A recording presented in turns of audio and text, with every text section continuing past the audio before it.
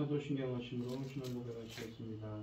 전능하사 천지를 만드신 하나님 아버지를 내가 믿사오며 그 외아들 우리 주 예수 그리스도를 믿사오니 이는 성령으로 잉태하사 동정녀 마리아에게 나시고 본디오 빌라도에게 고난을 받으사 십자가에 못 박혀 죽으시고 장사한 지 사흘 만에 죽은 자 가운데서 다시 살아나시며 하늘에 오르사 전능하신 하나님 우편에 앉아 계시다가 저리로서 산자와 죽은 자를 심판하러 오시리라.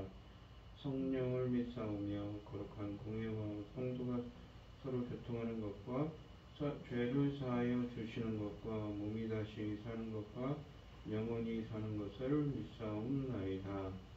아멘. 찬송가 218장입니다. 찬송가 218장입니다. 내 몸과 정성을 다하여서 주 너의 하나님을 사랑하라. 내 몸을 아끼고 사랑하듯 형제와 이웃을 사랑하라. 주께서 우리에게 명하시니 그 명령 따라서 살아가리. 너를 미워 해치는 원수라도 언제나 너그럽게 사랑하라. 널 핍박하는 자 위에서도 신실한 마음으로 복을 빌라. 주께서 우리에게 명하시니 그 명령 따라서 살아가리. 나 항상 주님을 멀리하고 형제를 사랑하지 못하였다.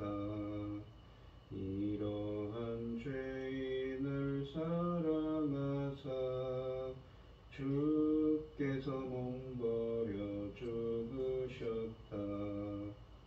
속죄의 큰 사랑 받으니모 내 생명 다 바쳐 충성하리. 아멘.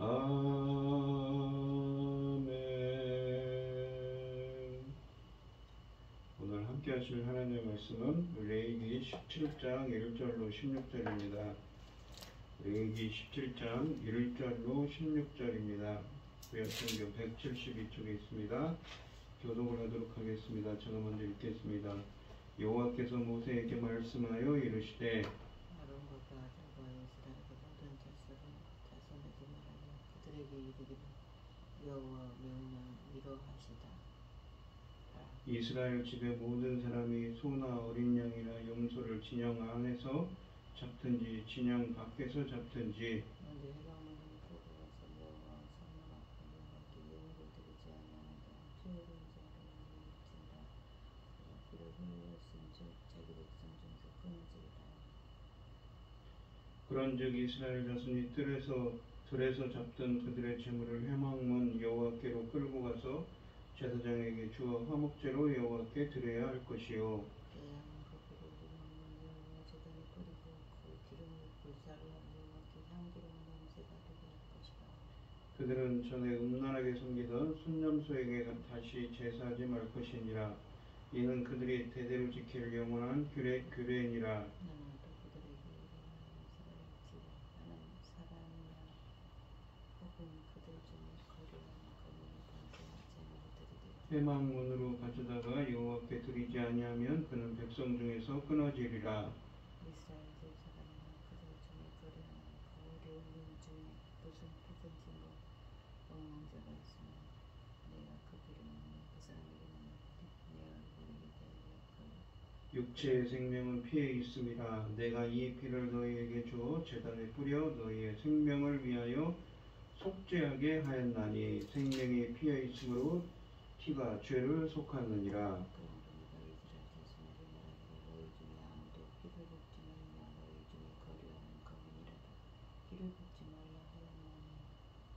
모든 이스라엘 자손이나 그들 중에 거류하는 거류민이 먹을 만한 짐승이나 새를 사냥하여 잡거든 그것의 피를 흘리고 흙으로 덮을지니라. 모든 생물은 그 피를 생명고에 유지하라. 제라 그러므로 내가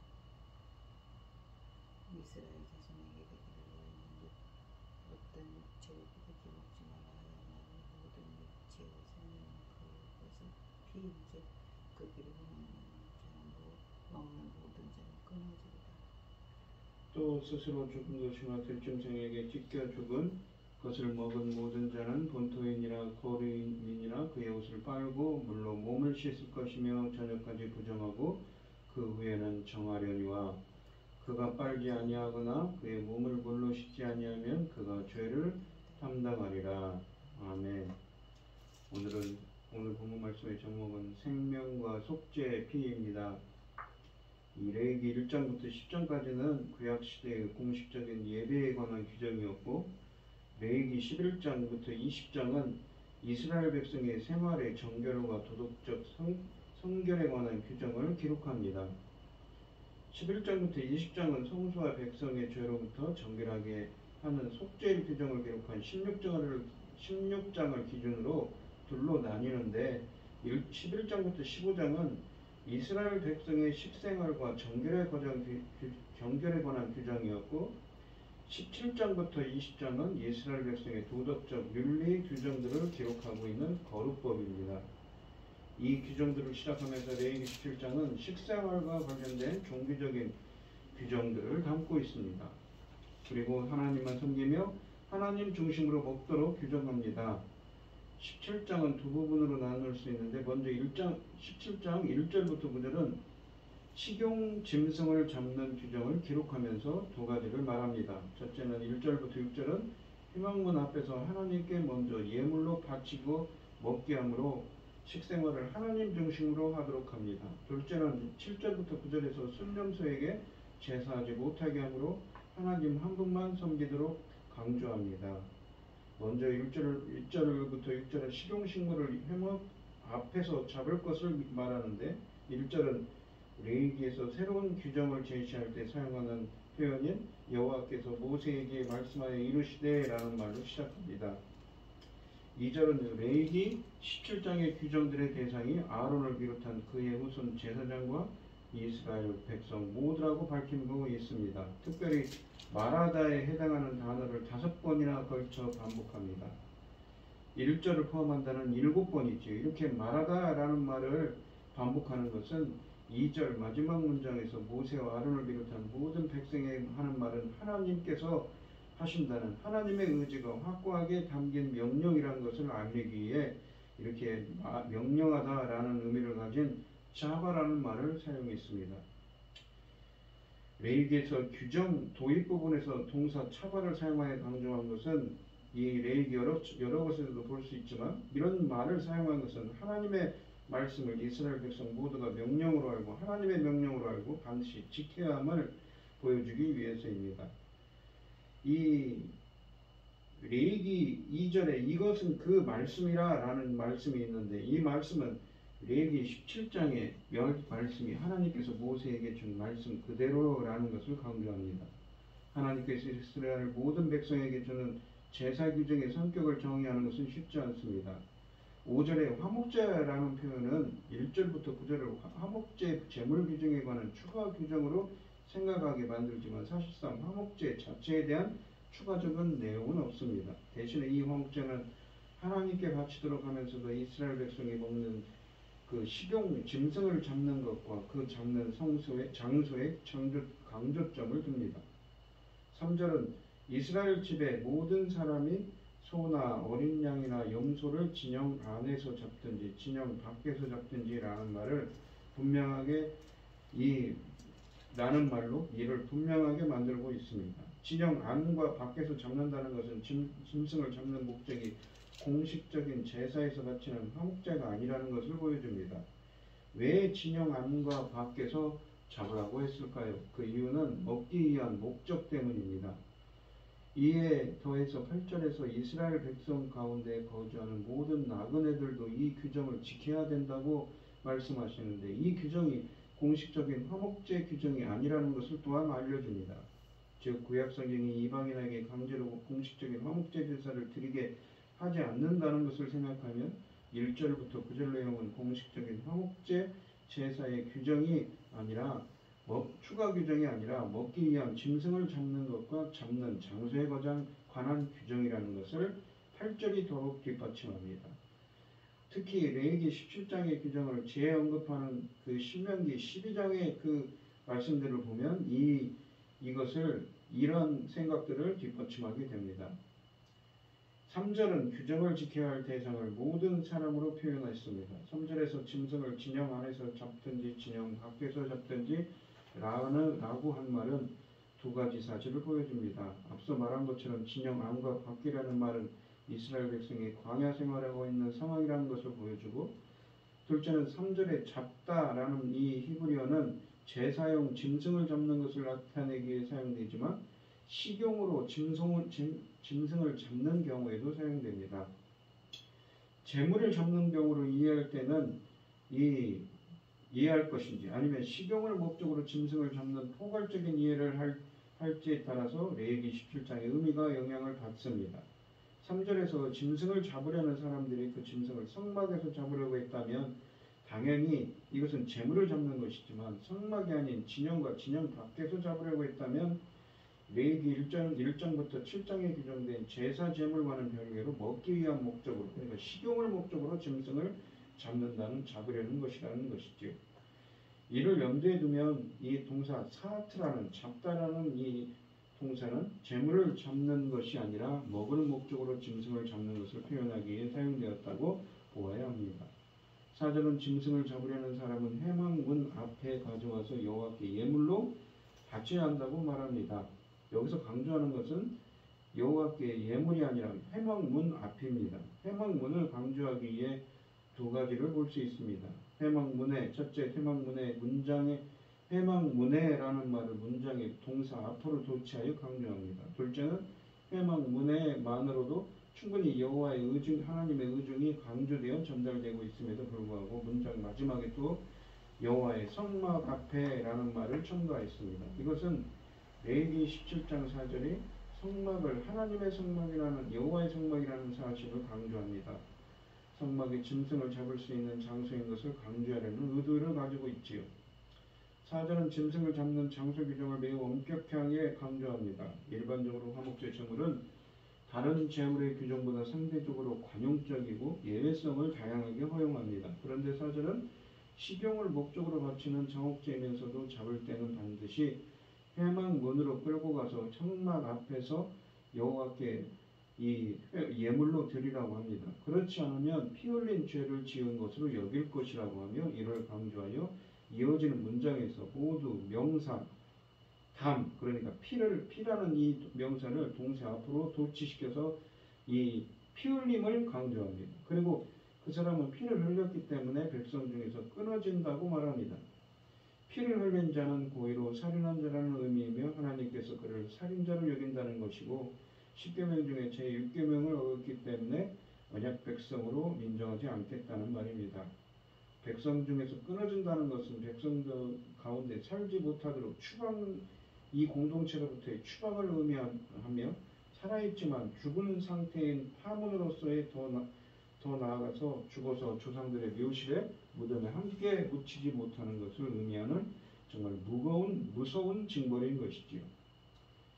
무엇 때문에 이렇게 엄격하고 또 충격적인 경고의 메시지를 담고 있는가요? 첫째는 짐승을 먹을 때 하나님 앞에서 먹어야 된다는 하나님 중심의 식생활을 강조하고, 둘째는 5절에서부터 그 윤곽을 드러내며 7절에서는 완전하게 드러나는데 이 5절 전반부를 잠시 뒤로 미루어 놓고 후반부를 먼저 살펴보면 5절 후반부는 4절처럼 또다시 이스라엘 백성의 짐승을 여호와께 가져와야 한다는 것을 반복합니다. 여호와께 가져오게 하고 회막문 앞으로 가져오게 하고 그리고 제사장에게 가져올 것을 강조하면서 이 제물을 화목제로 여호와께 드리라고 합니다. 이어서 6절은 제물의 피를 회막문 여호와의 제단에 뿌리고 기름을 제단에서 불살라 여호와께 향기로운 냄새가 되게 하라고 합니다. 5절에서 말하는 화목제는 역대하 30장 22절에서 볼 수 있는 것처럼 고기를 나누어 먹는 목적으로 드리는 화목제입니다. 화목제는 하나님께 기름을 드리고 제사장의 몫으로 우편 뒷다리를 준 후에 나머지 모두는 바치는 사람이 다른 사람들과 함께 먹게 됩니다. 하지만 1절부터 9절은 바치는 자의 먹는 문제는 거의 언급하지 않습니다. 왜 그럴까요? 그 이유는 오로지 하나님께 가져와서 바치는 것에 초점을 맞추기 위한 목적이기 때문입니다. 그렇다면 이렇게 해먹으로 가져와서 여호와께 바치도록 하는 이유가 무엇일까요? 5절 전반부에서 중요한 힌트를 볼 수 있는데 5절은 이스라엘 백성이 가지고 있는 중요한 전통 하나를 말해줍니다. 이것은 이스라엘 자손들이 들판에서 제물을 잡은 것입니다. 5절 첫째 문장은 이스라엘 자손들이 그들의 제물을 가져오도록 이라고 했는데 바로 여기서 이런 문장을 통해서 이 제물을 그 들판의 입구에서 잡고 있는 이라고 했습니다. 레위기 17장의 배경에서 들판은 진영 밖과 동이어입니다.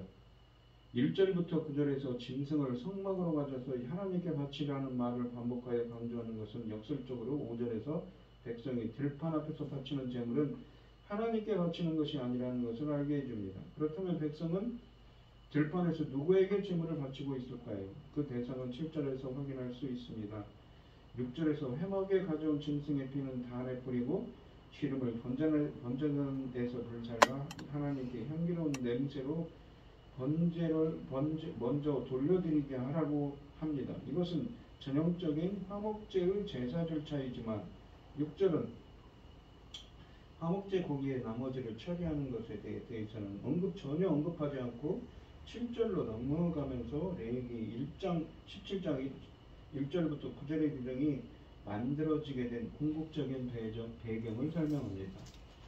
7절은 매우 충격적인 메시지가 기록되어 있습니다. 7절부터 9절은 순념소에게 제사하지 말 것을 말하는데 7절은 이스라엘 백성이 다시는 그들의 제물을 순념소에게 제사 드리지 말라고 합니다.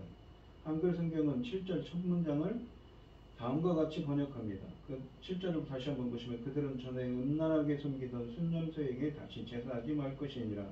이는 그들이 대대로 지킬 영원한 규례니라 라고 되어 있습니다. 8절로 9절은 순념소에게 제사 지내는 것을 금지시키는 규정을 종결하면서 제사 드리는 장소를 다시 한번 분명하게 한정짓습니다. 8절에서 하나님은 모세에게 이스라엘 백성과 그들 가운데 거주하는 이방인에게 다시 한번 말하라고 하면서 이들에게 말할 것을 강조하기에 간접 목적어, 그러니까 그들에게를 문장의 제일 앞으로 도치시켰습니다. 그리고 3절에서 이스라엘 집의 사람이라고 했던 표현을 8절에서는 다시 한번 더 사용합니다. 그러나 3절보다 대상을 더 넓혀서 너희 가운데 거주하는 나그네를 덧붙여서 이스라엘 백성과 그들 가운데 살고 있는 모두를 대상으로 삼고 있습니다. 그리고 9절은 이들이 번제와 제물을 가져와야 하는 장소를 다시 한번 말하면서 이를 강조하기에 문장의 앞으로 도치시켰습니다. 그리고 4절에서 이미 경고했던 메시지를 반복합니다. 회막 문 앞으로 가져오지 않는 그 사람은 백성 중에서 끊어지리라 라고 하며 규정을 종결합니다. 10절부터 16절은 피를 먹지 말아야 할 것을 먹지 말 것을 말씀하시는데 이 부분은 짐승을 먹을 때 지켜야 할 두 번째 주의사항입니다. 4절에서 이 성막 앞에서 여호와께 예물로 드리지 아니하고 들판에서 염소 우상에게 제사 드리는 자를 피 흘린 자로 여길 것이라고 했는데 이어서 피를 금지하는 규정이 계속됩니다. 피를 먹지 못하게 금지하는 규정은 이미 레위기 3장 17절, 7장 27절에서 주어졌는데 이 10절부터 본문의 17장 10절부터 16절에서 이를 다시 언급하는 이유는 레위기 16장에 있는 아사셀 염소 규정에 더하여 속죄 제물의 피를 통한 정결과 속죄의식의 중요성을 왜곡해서 이스라엘 백성 중에 피를 먹는 일이 발생하는 것을 방지하려는 목적입니다. 16장에 이 속죄 제물의 피를 통한 성결과 속죄제의 규정을 접하면서 아사셀 염소에 마찬가지로 제물의 피에 대해 잘못된 생각을 할 수 있었을 것입니다. 10절은 17장의 둘째 규정을 이 어떤 사람이 각 사람이라는 말로 시작하여 16절까지 이어가며 13절에서도 그 각 사람이라는 말을 규정 중간에서 재사용합니다. 이것은 1절부터 9절에서 이 각 사람이라는 표현을 3절과 8절에서 두 번 사용했던 것과 유사합니다. 10절에 이 각 사람이라는 표현은 8절처럼 이스라엘 집 사람과 그들 중에 거류하는 나그네를 포함합니다. 10절의 규정은 피를 먹는 자에 대한 경고를 담고 있으며 어떤 종류의 동물이든 간에 피를 먹는 것을 금지합니다. 피를 먹지 못하게 하는 것은 매우 강조되어 이 16절까지 매우 강조되고 있으며 5구절에서 6번이나 이를 반복해서 말합니다.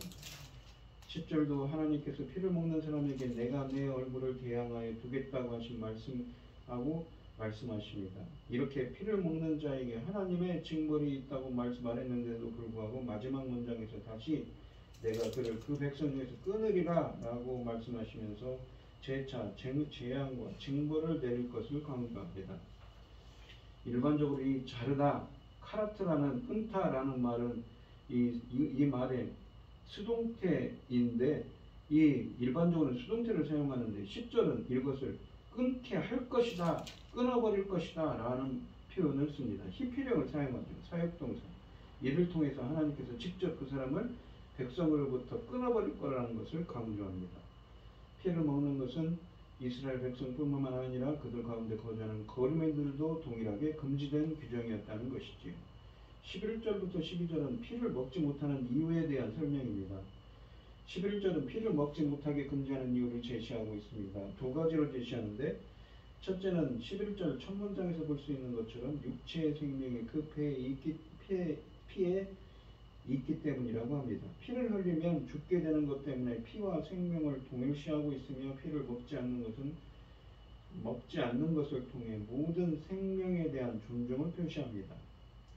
이 점에 대해 매우 특별한 논리를 11절로 12절은 전개하는데 11절에서 하나님은 육체의 생명은 피에 있다고 말하고 12절에서는 너희 가운데 모든 생명은 피를 먹지 말라고 합니다. 피는 생명이고 생명인 너희들은 피를 먹지 말라라는 의미입니다. 이렇게 강조한 이유는 생명에 대한 존중은 생명을 창조한 하나님께 대한 존중이며 피를 먹지 않는 것은 하나님을 모든 생명의 창조자와 소유자이심을 고백하는 행동이기 때문입니다. 생명체를 식용으로 주면서도 생명을 존중할 것을 이미 창세기 9장 4절로 6절에서 잘 나타나 있는데 이 피섭치 규정을 말하면서 이를 짐승의 생명을 지나 하나님의 살인 금지까지 확대해 나가고 있습니다. 살인 금지의 이유가 하나님께서 인간을 하나님의 형상과 모형을 따라 만들었기 때문이라면 짐승의 생명 존중은 짐승의 하나님께서 만드신 피조물이기 때문입니다. 11절에서 피를 먹어서는 안 되는 둘째 이유는 짐승의 피를 제단에 뿌려 생명을 위하여 속죄하기 하였기 때문입니다. 사실상 11절은 피가 생명이라는 것을 말하기보다는 이 피를 속죄를 목적으로 주었다는 것에 초점을 맞추고 있습니다. 피가 속죄 제물을 바치는 사람의 대속물 기능을 하게 하였다는 의미로 사용합니다. 13, 14절은 피의 규정 중에서 사냥한 짐승의 피를 처리하는 규정을 기록합니다. 13절은 10절처럼 각 사람이라는 말로 시작합니다. 13, 14절의 규정은 피를 먹지 못하게 하는 규정을 가축을 넘어 사냥을 통해 포획한 야생동물에게로 확대합니다. 대신에 사냥한 짐승의 피를 모두 땅에 쏟아내고 그 피를 흙으로 덮도록 했습니다. 피를 흙으로 덮는 이유는 사람들이 피에 접촉하지 않게 하는 것도 있지만 생명을 그 기원인 흙으로 되돌아가게 하는 의무를 가집니다. 14절은 사실상 사냥한 야생동물뿐만 아니라 땅 위에 살고 있는 모든 동물의 피를 먹지 못하게 하는 것까지 확대합니다. 14절은 피가 생명이라는 것을 다시 한번 강조하고 있으며 이를 두 번에 걸쳐 반복합니다.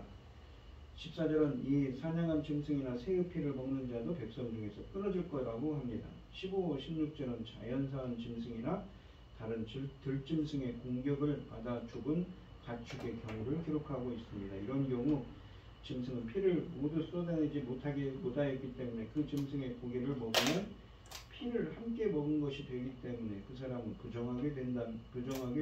이것은 피를 직접 먹는 것과 확연히 구분됩니다. 피를 직접 먹은 사람은 백성 중에서 끊어지게 되지만 스스로 죽은 것과 찢겨 죽은 짐승의 고기를 먹은 사람은 저녁까지 부정하게 되는 것으로 한정합니다.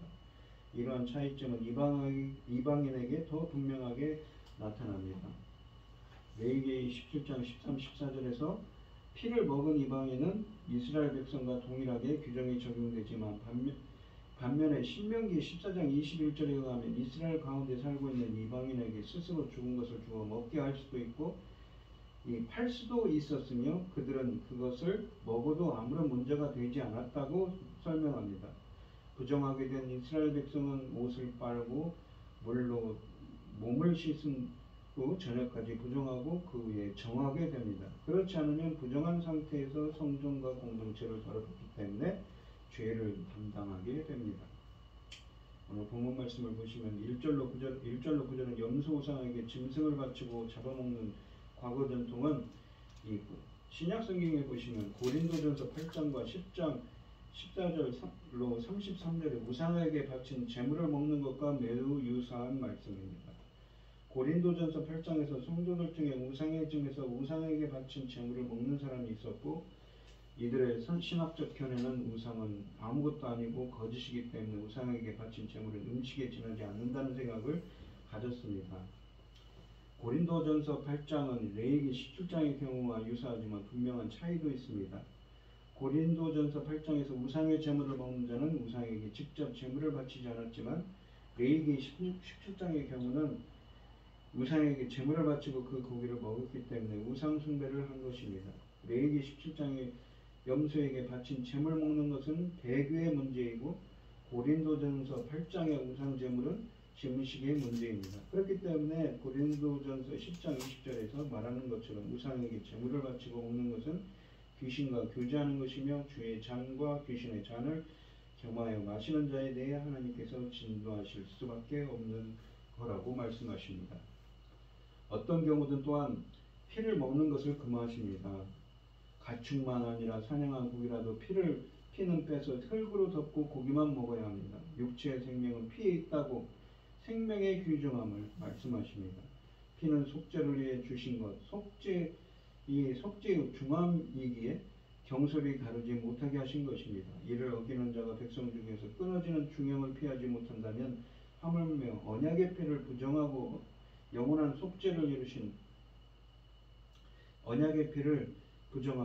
영원한 속죄를 이루신 예수님의 보혈을 거절하는 자들의 받을 형벌은 얼마나 무겁겠는가요?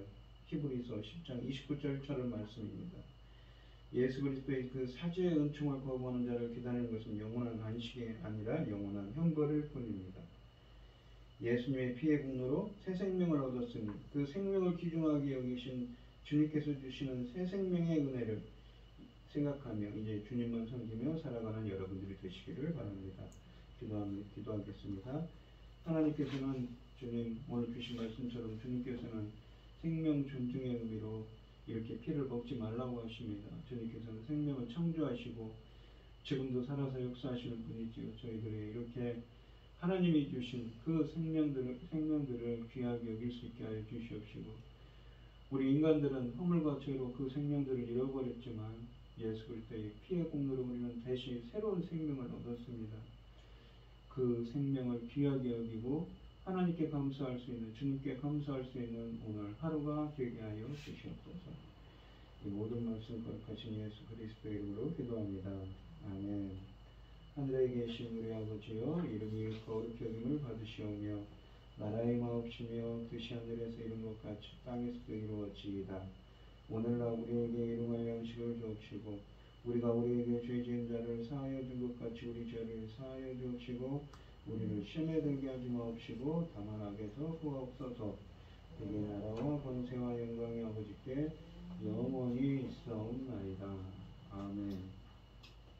오늘 주신 말씀 가지고 기도할 때에요. 먼저는 그 생명 존중의 하나님의 사상처럼 우리들도 생명을 존중할 수 있는 우리가 되게 해달라고 기도하시고 영원한 십자가의 보혈로 우리에게 이 허물과 죄로 죽은 우리들을 영적으로 죽은 우리들을 살리신 그 새 생명의 은혜가 함께하는 오늘 하루가 생명이 넘치는 하루가 되게 해달라고 주님께 감사하는 오늘 하루가 되게 해달라고 기도하시고 어려움을 당하신 분들과 각자 기도 제목을 가지고 주여 삼창하시면서 통성으로 기도하도록 하겠습니다.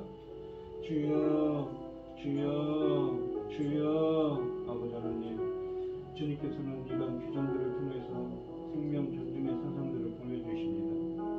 우리들에게 우리 인간들은 스스로 구원할 수 없으며 영원한 생명에 이르길 수가 없지만 예수 그리스도 십자가의 보혈로 그 새로운 생명의 길을 열어주시고 저희들에게 은혜를 베풀어 주셔서 그 생명 가운데 인생의 길을 살아갈 수 있도록 은혜 베풀어 주셔서 감사합니다. 오늘도 그 은혜에 감사드리며 주님과 동행하는 하루가 되게 하여 주시옵소서. 감사의 하루가 되게 하여 주시옵소서.